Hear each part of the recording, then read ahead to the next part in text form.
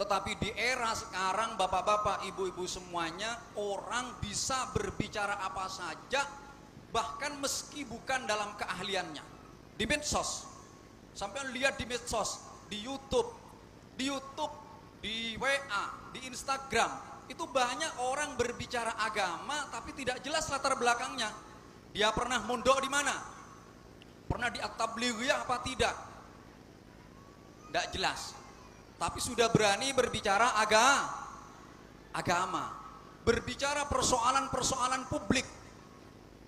Ini kata Nabi adalah fitnah yang akan terjadi di akhir zaman.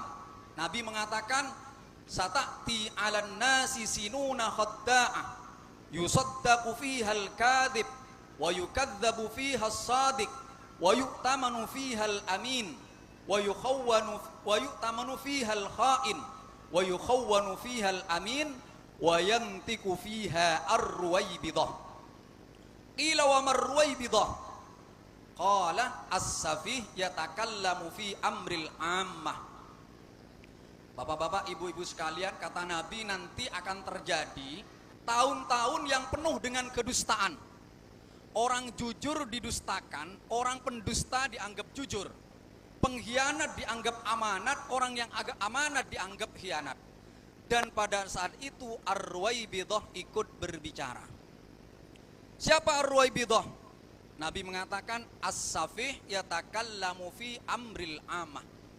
Orang bodoh, orang yang tidak ahli tapi berbicara persoalan publik. Banyak sekarang, bisa dilihat di medsos, di YouTube. Bahkan ada artis katanya tahu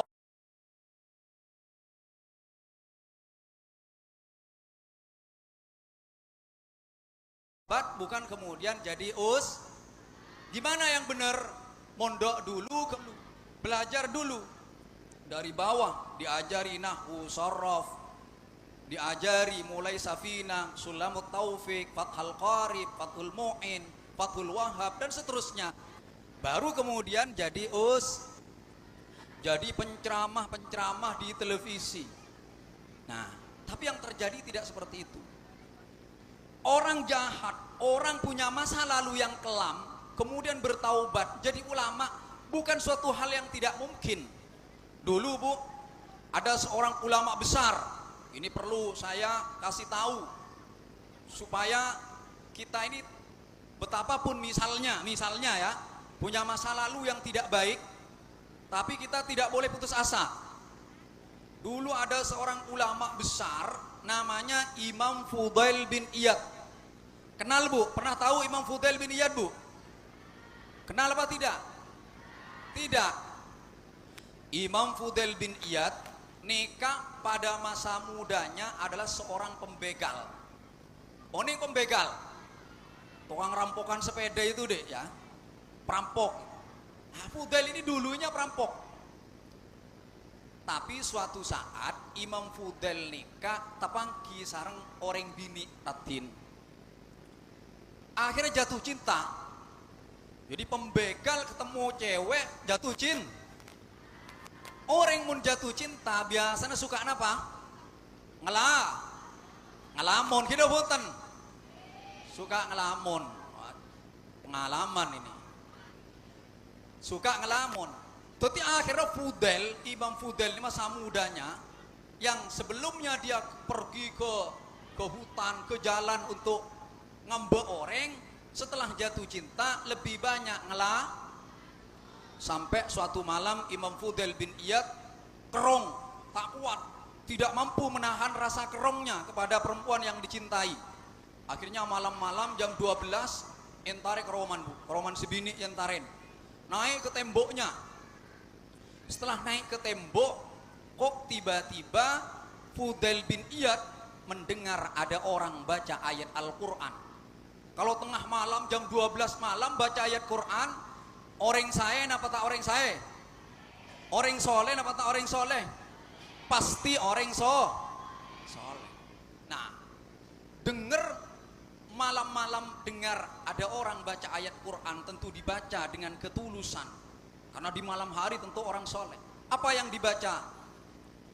Alam ya'ni lilladzina amanu an tahsha'a qulubuhum li dzikrillahi wa ma nazala minal haqq wa la yakunu kalladzina utul kitab wa la yakunu kalladzina utul kitaba min qablu fadala alaihimul amadu faqasat qulubuhum wa katsirum minhum fasiqun.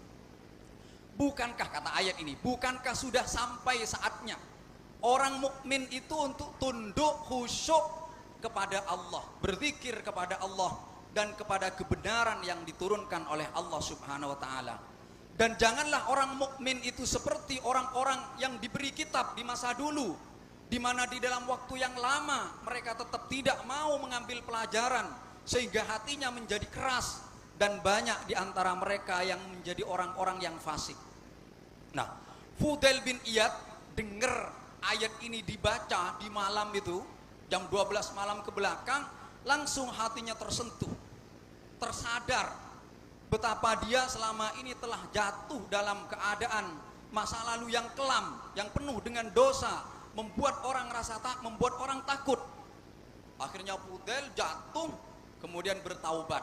Al-ana ya Rabb, kata Fudail, malam ini wahai Tuhanku, saya akan kembali kepada Engkau. Akhirnya Fudail berjanji akan bertaubat ke Mekah, Bu. Akan pergi ke Mekah. Tapi kata Fudail, kalau saya ke Mekah belum punya ilmu, jangan-jangan saya su'ul adab nanti di Mekah. Maka saya harus ngaji dulu, kata Fudail. Makanya Fudail kemudian ngaji dulu, ngaji di Kufah kepada banyak ulama. Setelah ngaji di Kufah, baru kemudian berangkat ke Mekah, bertaubat, belajar kepada ulama-ulama yang ada di sekitar Mekah, sehingga menjadi ulama besar. Bahkan diakui tidak hanya oleh kalangan ulama-ulama, tapi juga di kalangan umaro-umaro. Nah ini artinya apa? Betapapun orang punya masa lalu kelam, maka tidak boleh putus asa, karena pintu taubat selalu terbuka. Nah, kalau taubat mestinya niru Imam Fudail bin Iyad. Bukan langsung jadi bukan langsung jadi kiai, tapi gimana dulu yang benar? Nyantri dulu, baru kemudian jadi